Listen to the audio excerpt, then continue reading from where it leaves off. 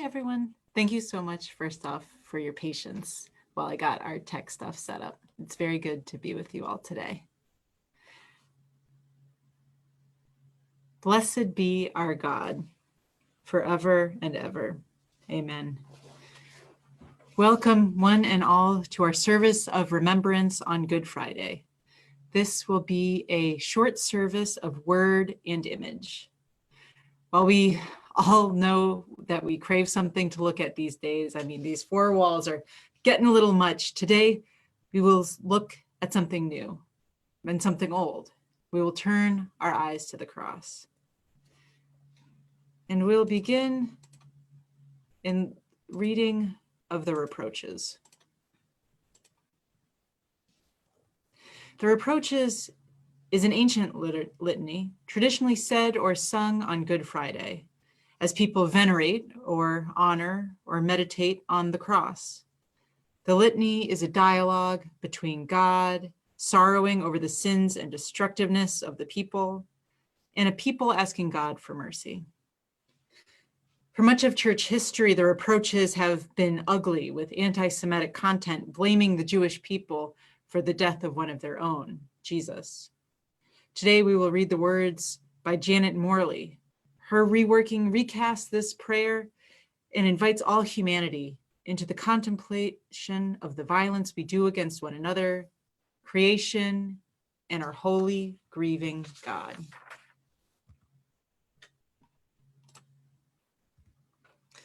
I invite you to read with me the bold script.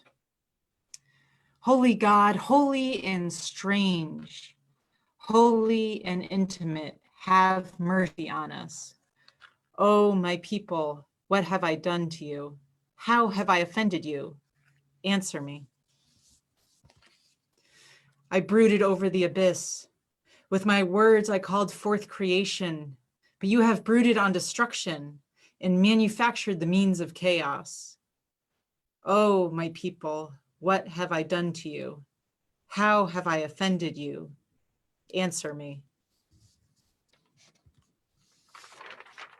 I breathed life into your bodies and carried you tenderly in my arms, but you have armed yourself for war, breathing out threats of violence. Oh, my people, what have I done to you? How have I offended you? Answer me. I made the desert blossom before you. I fed you with an open hand, but you have grasped the children's food and laid waste the fertile lands. Oh, my people, what have I done to you? How have I offended you? Answer me. I abandoned my power like a garment, choosing your unprotected flesh, but you have robed yourself in privilege and chosen to despise the abandoned. Oh, my people, what have I done to you? How have I offended you? Answer me. Holy God, holy and strange, holy and intimate, have mercy on us.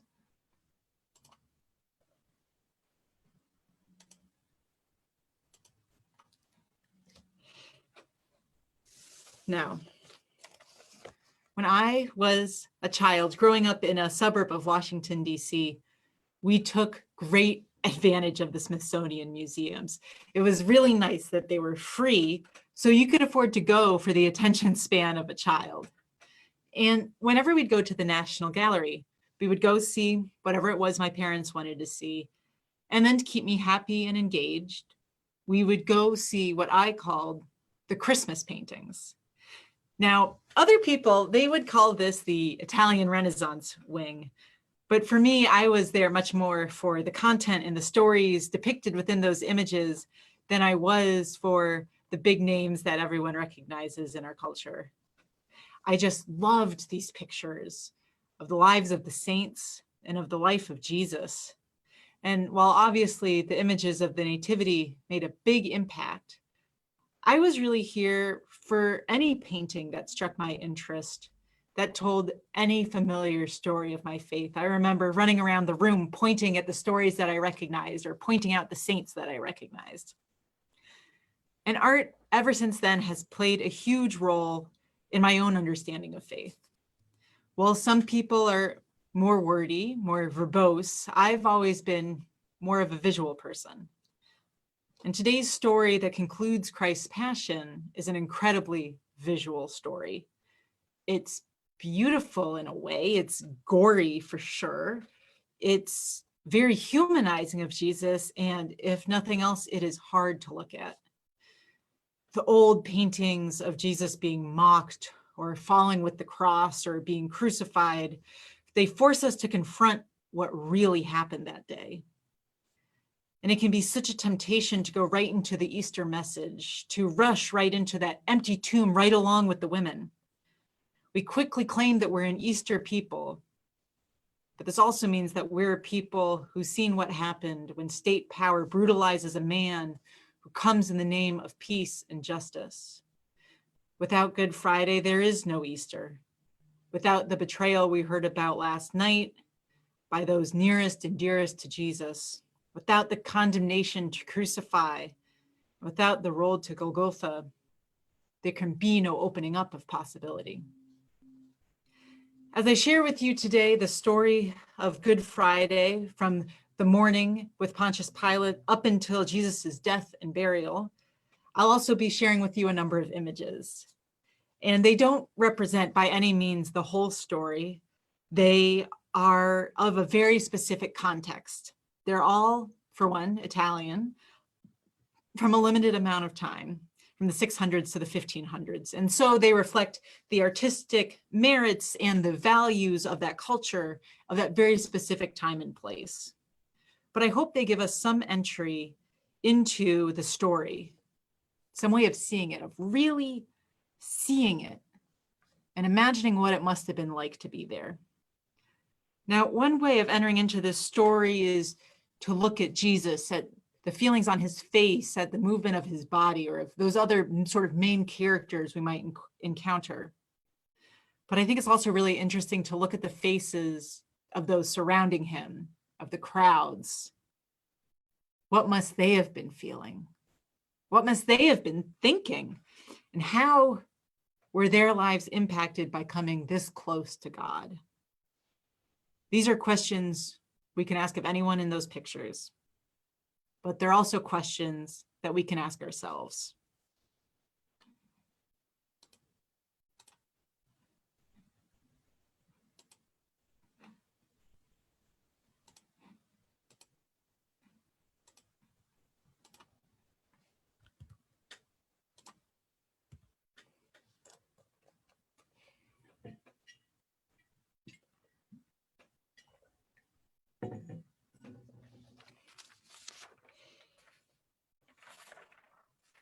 Thus begins our reading for today from the book of Matthew, chapter 27.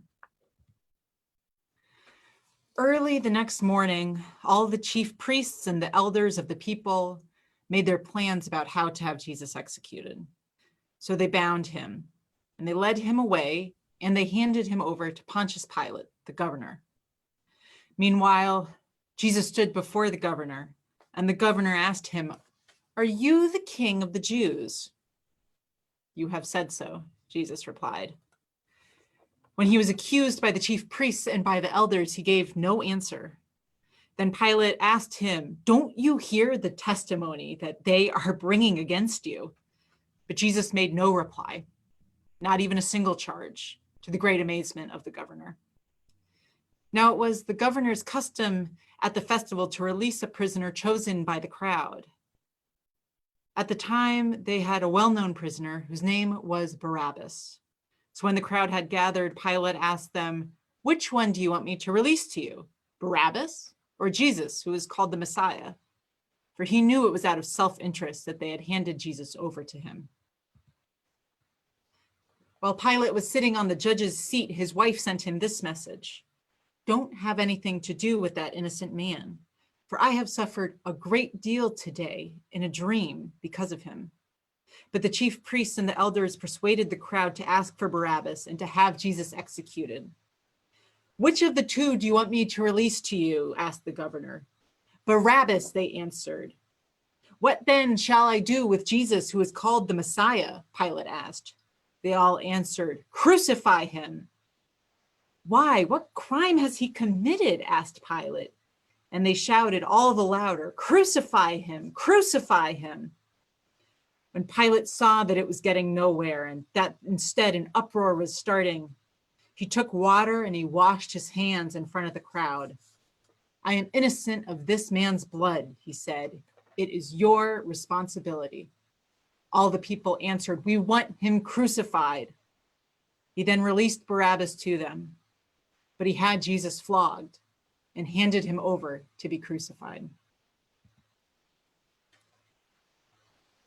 Then the governor's soldiers took Jesus into the praetorium and gathered the whole company of soldiers around him. They stripped him and put a scarlet robe on him and twisted together a crown of thorns and put it in his head. They put a staff in his right hand. Then they knelt in front of him and mocked him. "Hail, the King of the Jews," they said. They spit on him. They took the staff and they struck him in the head again and again. After they had mocked him, they took off his robe and put his own clothes on him. They then led him away to crucify him. As they were going out, they met a man from Cyrene named Simon, and they forced him to carry the cross. They came to the place called Golgotha, which means the place of the skull. There they offered Jesus wine to drink, mixed with gall, but after tasting it, he refused to drink it. When they crucified him, they divvied up his clothes by casting lots. And sitting down, they kept watch over him there. Above his head, they placed the written charge against him: "This is Jesus, King of the Jews." 2 rebels were crucified with him, one on his right and one on his left.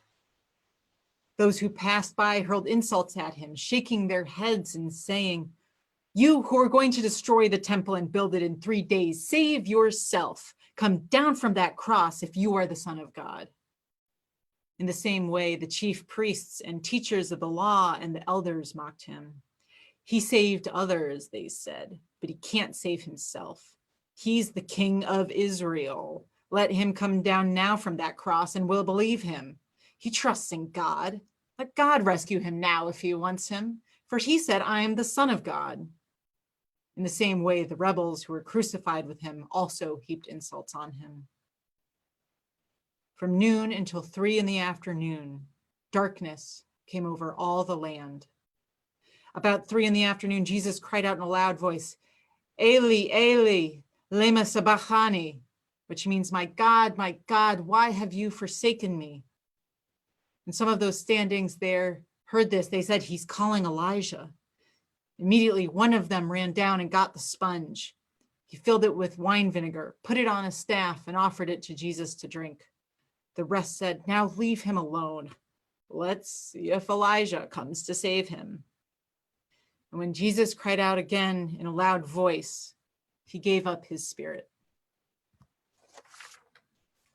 At that moment, the curtain of the temple was torn in two from top to bottom. Even the earth shook, the rocks split. When the centurion, those with him who were guarding Jesus, saw the earthquake and all that had happened, they were terrified and exclaimed, "Surely he was the Son of God." Many women were there, watching from a distance.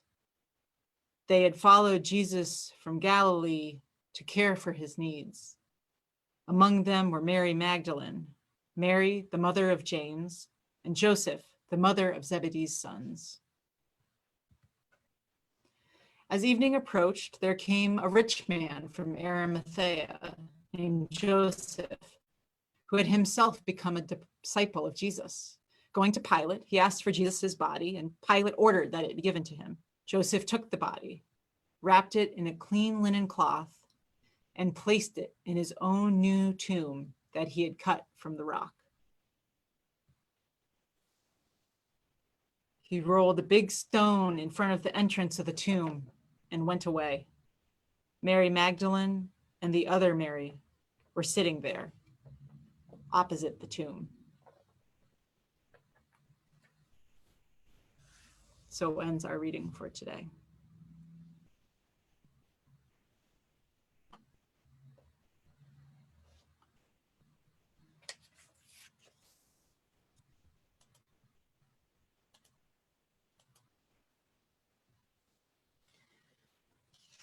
We are a people in need of the hope behind that rock, sealed inside that tomb. Even at times where our God feels so far away, we always have a way of connecting. When Jesus's friends asked him to pray, he gave them these words, that we might always have a way of connecting with our Creator. Our Father, who art in heaven, hallowed be thy name. Thy kingdom come, thy will be done, on earth as it is in heaven. Give us today our daily bread, and forgive us our trespasses, as we forgive those who trespass against us. And lead us not into temptation, but deliver us from evil. For thine is the kingdom, the glory, and the power, now and forever. Amen. Friends, having walked with Jesus over this week from the triumphant entry in Jerusalem to the night of shadows and betrayal and into today, the day of his death, when even the earth could not stand it. May you find comfort knowing that God has gone before us, that we are not alone in our own trials. Peace be with you.